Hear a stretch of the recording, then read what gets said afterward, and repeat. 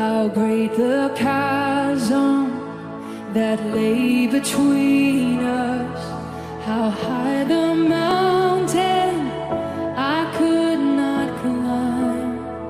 In desperation, I turned to heaven and spoke your name into the night. Ya, nama saya Timotius Murib, Ketua Majelis Rakyat Papua.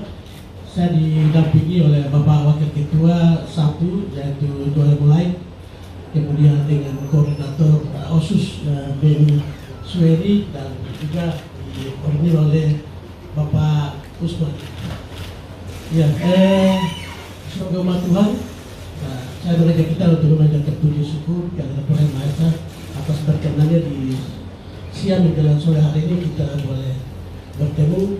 Majelis Rakyat Papua adalah lembaga representasi kultural orang asli Papua, dibentuk karena Undang-Undang 21 tahun 2021 perubahan kedua, yaitu Undang-Undang nomor 2 tahun 2021. Ya, atas nama rakyat Papua, khususnya orang asli Papua, pimpinan dan anggota menyampaikan ucapan terima kasih dan apresiasi kepada Bapak Ketua KPWRI bersama rombongan. Mari kita beri aplaus untuk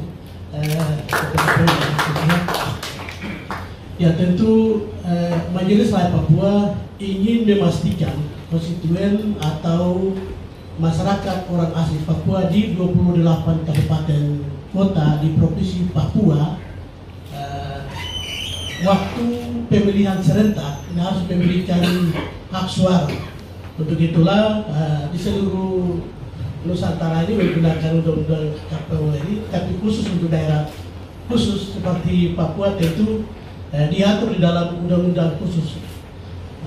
Pertama, undang-undang perubahan kedua, yaitu nomor 2 tahun 2021 di pasal 28 ayat 3 dan 4. Nah, ini perlu MRP ingin mendapatkan satu ketegasan, kekhususan melalui KPWRI, sehingga hari ini kami boleh bertanya ke KPWRI untuk kita memastikan itu.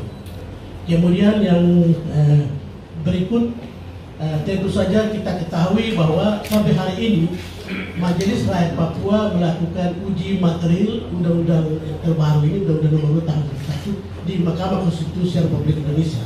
Sampai hari ini juga Ketua KPU kita belum mendapatkan kepastian hukum dari Mahkamah Konstitusi, sehingganya pertemuan hari ini Majelis Rakyat Papua bersama KPWRI ini sangat penting untuk memastikan kepastian hukum bagi rakyat orang asli Papua, karena kami ketahui bahwa yang akan ikut memilih adalah rakyat Papua yang punya EKTP, sementara mayoritas orang asli Papua di 28 kabupaten ini yang kita ketahui bahwa mayoritas ini belum memiliki KTP.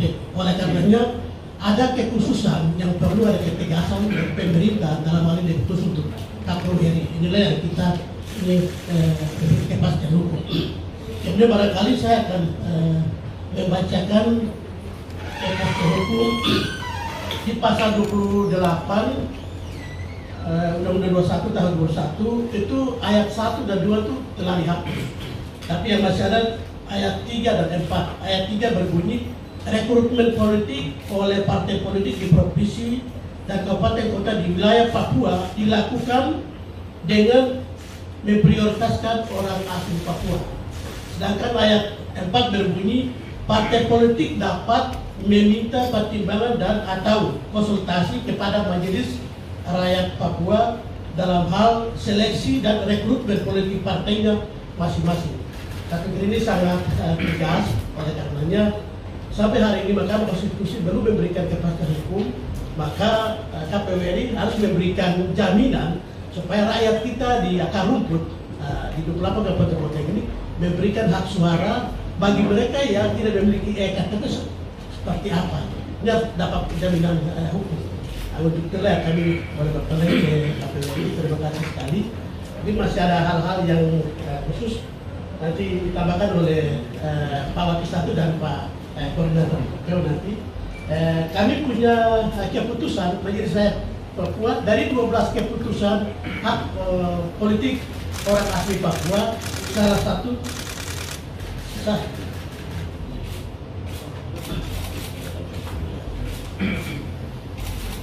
ini ada 12 keputusan hak dasar orang asli Papua beberapa waktu lalu diputuskan dan disahkan oleh Majelis Rakyat Papua.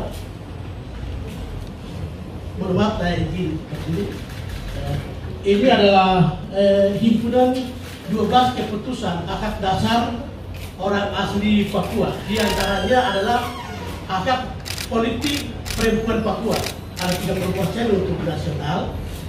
Sedangkan hak politik yang diputuskan oleh Majelis Rakyat Papua supaya partai politik itu memprioritaskan hak politik perempuan khususnya di Papua, untuk perempuan Papua. Dan yang kedua, rekrutmen pengurus partai politik maupun bupati, wakil bupati atau DPR itu berbunyi di ayat 3 pasal 28 tadi, ayat 4 berbunyi bahwa rekrutmen pengurus partai maupun bupati dan wakil bupati atau legislatif harus memprioritaskan orang asli Papua. Jadi kita tidak mengrongrong independensi dari para partai politik atau karena merupakan partai politik masing-masing, tetapi karena ini adalah wilayah kekhususan, maka pasal 3 dan 4 Undang-Undang Nomor 2 tahun 2021 wajib dilaksanakan. Barangkali itu dari saya, nanti perlu hal-hal khusus atau teknis ditambahkan oleh Bapak Wakil Ketua dan Pak Beni.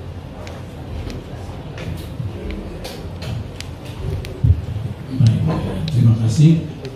Tahapan pemilu ini sudah sejak kemarin sudah pendaftaran partai politik calon peserta pemilu.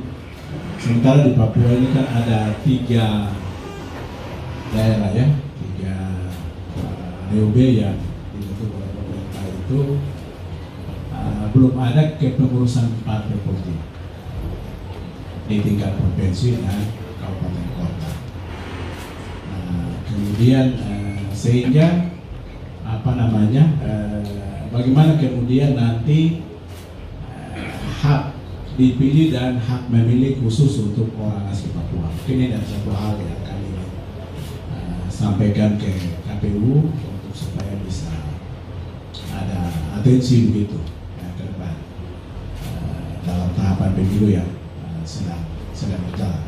Terus kemudian ditegaskan oleh Pak Ketua tadi menyangkut EKTP. Memang hasil pertemuan dengan KPU Provinsi Papua pada beberapa waktu yang lalu, misalnya di Nabire itu baru 6% ya, 6% rakyat yang rekam EKTP. Berarti ada lebih banyak yang belum memiliki EKTP. Tahapan pemilu terus berjalan. Adalah tentu karena Papua adalah daerah khusus, mungkin ada kebijakan khusus atau melalui peraturan KPU di daerah khusus. Oke, Pak Ketua paham, jadi sudah langsung ya peraturan KPU yang belum ada ini mungkin diakomodir di situ untuk EKTP dan 3 DOB baru yang belum ada kepengurusan partai politik, termasuk juga penyelenggara KPU provinsi dan seterusnya. Mungkin itu yang kami tambahkan. Terima kasih Pak Ketua. Ya, terima kasih yang saya hormati Ketua dan anggota KPU RI. Yang perlu saya tambahkan pada kesempatan ini yaitu bahwa jadwal pendaftaran partai politik sudah dimulai dari tanggal 1 sampai 14 Agustus. Oleh karena itu saya kira ini momentum yang tepat di mana kunjungan Majelis Rakyat Papua pada hari kedua pendaftaran ini tentunya ingin memberikan satu notes gitu kepada KPU dalam kaitan dengan proses verifikasi partai politik nanti di Provinsi Papua atau calon provinsi di 3 provinsi yang baru, yaitu saya kira perlu juga merefer pada ayat 3 dan 4 dari pasal 28 tadi gitu, sehingga saya kira paling tidak itu bisa menjadi salah satu indikator dari KPU Provinsi dan KPU Kabupaten Kota dalam verifikasi keabsahan dari partai politik itu. Nah, sejauh mana partai politik dalam rekrutmen politik memprioritaskan orang asli Papua dalam komposisi kepengurusan di tingkat provinsi dan kabupaten kota. Saya pikir itu ya harus saya tambahkan. Terima kasih. Saya kembalikan. Baik, assalamualaikum Hashim Asyari, juga Mas Afif, Ketua KPU dan juga Mbak Betty juga KPU dan Sidang juga Ketua KPU yang saya hormati. Hari ini sebenarnya saya mendampingi Majelis Rakyat Papua untuk menindaklanjuti atau melanjutkan apa yang sebelumnya kami suarakan di dalam berbagai pertemuan dengan ketua-ketua partai politik dan juga sejumlah menteri serta Presiden Republik Indonesia. Ini berhubungan dengan situasi Papua, situasi keamanan, situasi politik, situasi hukum dan hak asasi manusia di Papua yang dalam 3 tahun terakhir memburuk. Khusus tentang berkaitan dengan undang-undang terbaru yang menjadi dasar dari pembentukan daerah otonomi baru, sebenarnya kami sangat menantikan putusan Mahkamah Konstitusi untuk menguji konstitusionalitas dari perubahan kedua Undang-Undang Otonomi Khusus yang salah satunya sangat berhubungan dengan partai politik. Nah, khususnya pasal 28 yang tadi disebut-sebut. Kalau kita baca Undang-Undang Otsus sebelum dirubah, pasal 28 ayat 1 itu adalah penduduk Papua itu punya hak untuk mendirikan partai politik. Partai politik yang dimaksud dalam ayat 1 dalam pasal 28 ini sebenarnya partai politik lokal. Tetapi dengan perubahan kedua Undang-Undang Otsus, ayat ini dihapuskan. Ayat keduanya yang juga merujuk pada peraturan perundang-undangan dihapuskan. Ketika di sidang Mahkamah Konstitusi dibahas, pemerintah berargumen bahwa karena yang dimaksud adalah pendirian partai politik sesuai dengan peraturan perundang-undangan, maka ia mengikuti Undang-Undang Pemilu atau Undang-Undang Partai Politik di tingkat nasional. Dengan demikian, pemerintah berargumen sebenarnya tidak ada yang disebut sebagai partai politik lokal. Padahal kalau kita baca naskah akademik dari Undang-Undang Otsus tahun 2001, bahkan Undang-Undang Otsus yang versi perubahan kedua Undang-Undang Otsus tahun 2021, naskah akademiknya juga mencantumkan kajian-kajian akademis tentang pentingnya penyelenggaraan pemerintahan sendiri dan pentingnya hak masyarakat asli Papua untuk berpartisipasi dalam urusan publik, termasuk dalam urusan politik, dan membentuk partai politik lokal. Kalau diasumsikan oleh pemerintah bahwa partai politik lokal itu tidak ada dan bahwa kesesuaian dengan peraturan perundang-undangan nasional itu dimaksudkan adalah partai politik nasional, maka tidak mungkin orang Papua bisa mendirikan partai politik lokal. Kenapa? Kalau ia mengikuti peraturan tingkat nasional, maka ia harus memenuhi persyaratan sebagaimana partai-partai politik di tingkat nasional. Di tingkat provinsi harus lebih dari misalnya 50% provinsi, di tingkat kabupaten 100% bahkan, di tingkat kabupaten kota minimal 50% kalau tidak salah. Nah, dengan persyaratan yang sangat ketat itu tidak mungkin orang asli Papua bisa berpartisipasi secara politik, memenuhi hak-hak politik mereka apabila tanpa ada norma-norma yang membenarkan mereka untuk mendirikan partai politik lokal. Karena itu Majelis Rakyat Papua mengajukan ke Mahkamah Konstitusi keberatan konstitusional dan berharap Mahkamah Konstitusi mengembalikan pasal 28 ayat 1 ayat 2 sehingga orang asli Papua punya hak untuk mendirikan partai politik lokal sebagaimana yang berlangsung di Aceh. Bahkan Undang-Undang Pemerintahan Aceh tentang yang mengatur di dalamnya partai politik lokal sebenarnya mengacu pada apa yang pernah diberlakukan dalam Undang-Undang Otsus di Papua. Jadi banyak sekali inspirasi Undang-Undang Pemerintahan Aceh yang menjadi dasar dari pendirian partai politik lokal sebenarnya mengambil inspirasi dari Undang-Undang Otsus Papua di tahun 2001. Nah, tentu sekarang kita sangat berharap putusan Mahkamah Konstitusi, tetapi selama putusan itu belum juga keluar dan jika diasumsikan maka pembentukan daerah otonomi baru ini terus berjalan, maka ada banyak pertanyaan di kalangan masyarakat asli Papua. Bagaimana dengan daerah otonomi baru ini nantinya ketika pemilu? Bagaimana dengan ibu kota daerah otonomi baru ini nantinya?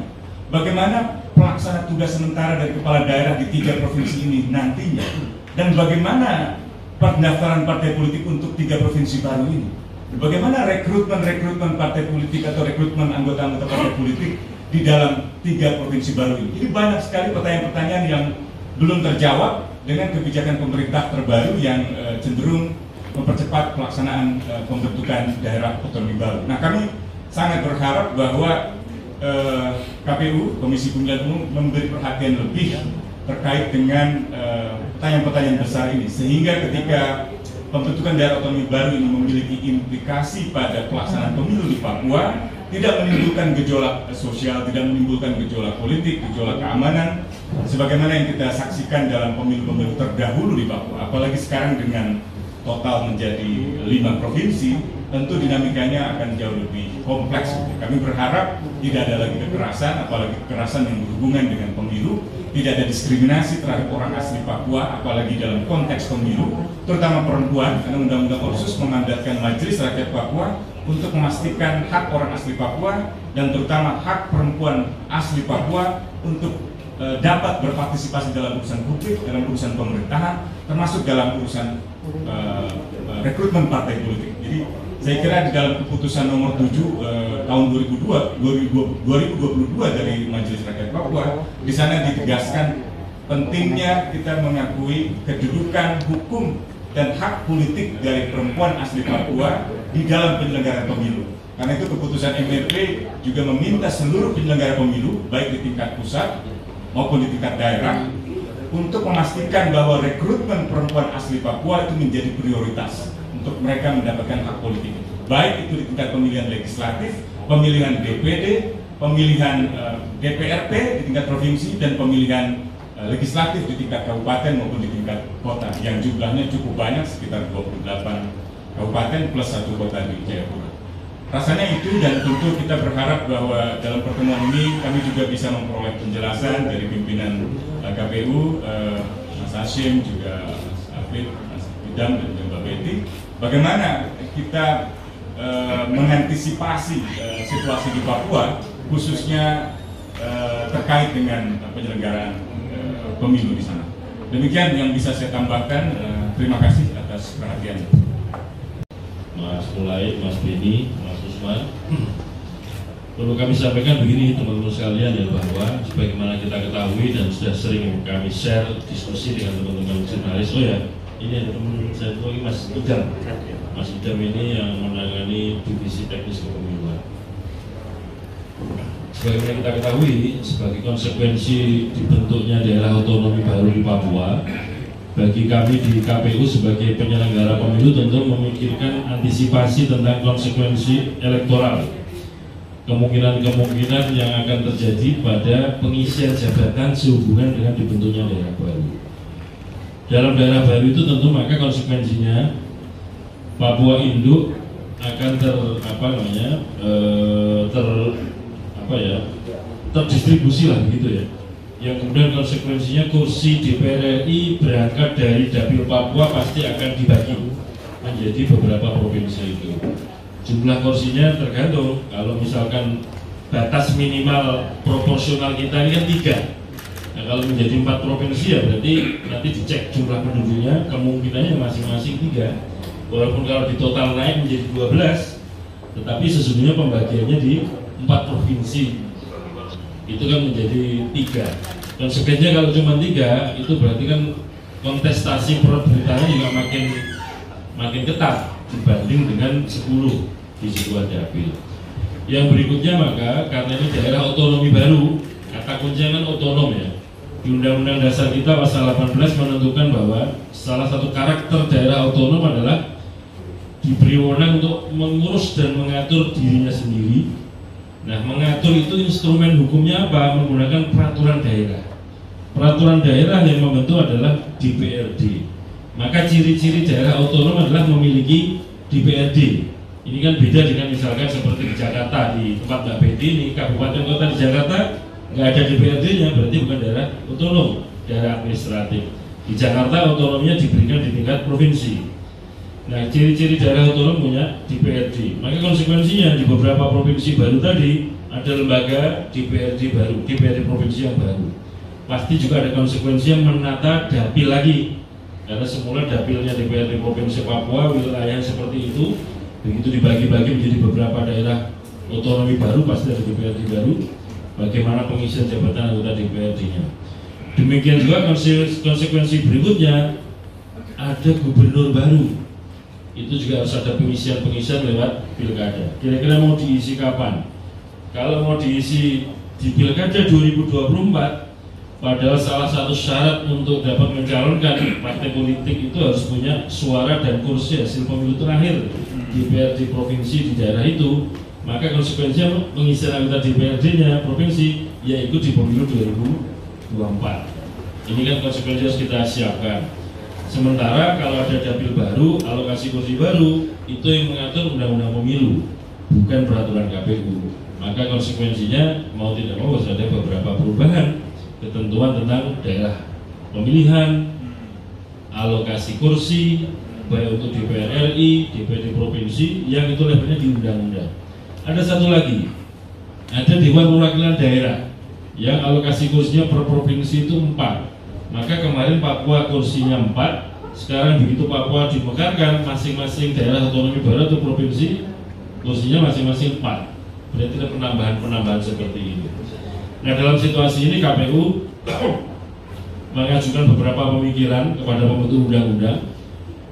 Namun KPU juga masih menunggu nanti pembicaraan formal yang dilakukan oleh para pembentuk undang-undang, yaitu DPR dan Presiden atau pemerintah.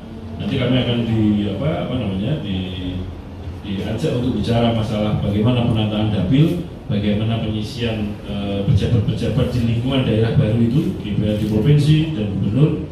Kalau kami di internal perlu nggak dibentuk KPU provinsi misalkan, karena selama ini KPU provinsi Papua, satu KPU provinsi anggotanya 7. Nah, kalau kemudian alokasinya seperti ini, jumlah pemilih yang dilayani makin sedikit, rentang kendalinya juga makin pendek, apakah masih tetap 7? Nah, ada kemungkinan juga anggota KPU provinsi 5 untuk di masing-masing provinsi. Ini yang perlu kami sampaikan. Yang kedua, Bapak Ibu sekalian, tentu saja KPU karena diberikan tugas oleh konstitusi, diberikan tugas oleh undang-undang untuk menyelenggarakan pemilu. Di dalam pemilu itu, apakah pemilu atau pilkada, yang prinsipnya secara langsung itu berarti kan yang memilih rakyat langsung. Salah satu definisi tentang pemilih adalah warga negara Indonesia, usianya 17 tahun pada hari pemungutan suara, atau belum 17 tahun tapi sudah kawin atau pernah kawin. Yang berikutnya adalah terdaftar. Nah, ini yang perlu kami sampaikan pada pimpinan MRP. Kami akan berusaha sekuat mungkin dalam kegiatan pemutahiran daftar pemilih, supaya kemudian warga negara Indonesia yang ada di Papua juga dapat menggunakan hak pilih. Salah satu bentuk jaminannya masuk dalam daftar pemilih. Nanti kami akan koordinasikan secara serius, secara bertubi-tubi begitu dengan pemerintah, dalam hal ini Kementerian Dalam Negeri, Dirjen Kependudukan dan Catatan Sipil yang mengurusi database kependudukan, rekam EKTP, supaya apa? Ada jaminan bahwa warga Papua yang belum rekam direkam, yang belum punya EKTP setelah rekam dibuatkan EKTP, dan konsekuensinya nanti bagi kami di KPU akan kami daftar, akan kami masukkan ke dalam daftar pemilu. Selain itu juga kami mohon partisipasi bapak-bapak di MRP. Tolong warga di beberapa provinsi baru itu nanti setelah dicek, kalau ada yang belum, bapak-bapak punya daftar anggotanya, warga masyarakat adat, tolong berikan kepada kami melalui KPU Kabupaten Kota masing-masing, KPU provinsi, supaya nanti kami cek apakah nama-nama tersebut sudah ada di DPT atau belum. Kalau belum, nanti kami masukkan. Dan dari situ di internal KPU ada sistemnya, sistem informasi daftar pemilih atau SIDALIK. Nanti bisa kita gunakan untuk ngecek apakah nama-nama pemilih tadi itu sudah ada EKTP-nya belum, sudah ada NIK-nya belum. Nanti kami klaster, kami kelompokkan. Kalau yang belum punya EKTP, NIK-nya belum ada, nanti kami komunikasikan dengan pemerintah supaya kemudian urusan-urusan administrasi kependudukan juga dapat dipenuhi. Jadi kira-kira begitu kerja KPU. Jadi kami juga akan berkoordinasi dengan secara ketat dengan pemerintah dalam Kementerian Dalam Negeri. Kami juga mohon partisipasi bapak-bapak di MRP kepada para pimpinan-pimpinan adat, masyarakat adat di Papua untuk menyampaikan warganya. Kami nanti bisa cek apakah nama-nama tersebut sudah masuk di DPT atau belum. Kalau belum, kita masukkan. Kalau yang belum beres urusan administrasi kependudukannya, nanti kami klaster sendiri, kami laporkan kepada pemerintah supaya dapat dipenuhi rekam datanya dan juga penerbitan EKTP. Ini nggak bisa Pak KPU sendiri. MRP sendiri juga nggak bisa, kita harus bekerja sama. Unit kerja KPU tidak di pusat saja, kami punya KPU di kabupaten kota supaya interaksinya makin cepat. Disampaikan aja kepada teman-teman di KPU kabupaten kota di Papua. Toh 28 KPU kabupaten kota atau kabupaten kotanya kan tidak ada perubahan relatif dari segi pembagian dapil, pembelahan dapil, penataan dapil tidak terlalu ribet ketika kabupaten kotanya tidak ada pemekaran. Yang berikutnya kami menyadari bahwa ada ketentuan soal rekrutmen calon-calon pemimpin di daerah, apakah wakil rakyat di DPR, DPD, DPD provinsi kabupaten kota, ataukah calon kepala daerah, gubernur, bupati, wali kota harus memperhatikan orang Papua asli. Maka ini memang ranahnya partai politik, Pak. Sehingga saya kira ingat ya, sebelum pilkada, sebelum COVID, Bapak MRP bertubi-tubi silaturahmi ke KPU dan kita dorong sampai kemudian ada pertemuan difasilitasi oleh Kemenkumham waktu itu. Pimpinan partai politik juga diundang untuk membicarakan bagaimana mekanisme seleksi, mekanisme rekrutmen oleh partai politik dalam pengisian jabatan di wilayah Papua dengan ketentuan memperhatikan orang Papua asli, karena memang posisinya itu ada di partai politik soal kewenangan rekrutmen, seleksi tokoh-tokoh Papua, putra putri terbaik Papua untuk memimpin pemerintahan baik itu di Pemda maupun di DPRD di Papua. Pemilu di tingkat nasional untuk DPD RI, di tingkat daerah DPRP, sampai dengan tingkat kabupaten kota di berbagai kabupaten kota di Papua. Dan juga tentu saja gubernur serta pemilihan wali kota ke depan. Mudah-mudahan himpunan keputusan ini bisa menjadi pertimbangan bagi KPU di dalam penyelenggaraan pemilu yang bermakna, penyelenggaraan pemilu yang bisa memperkuat demokrasi dan tujuan-tujuan demokrasi itu sendiri untuk keadilan sosial, penghormatan hak asasi manusia di tanah Papua. Demikian, terima kasih Pak Ketua KPU, Pak Hasim dan kawan-kawan. Pak Hasim ini ahli komunikasi tampaknya.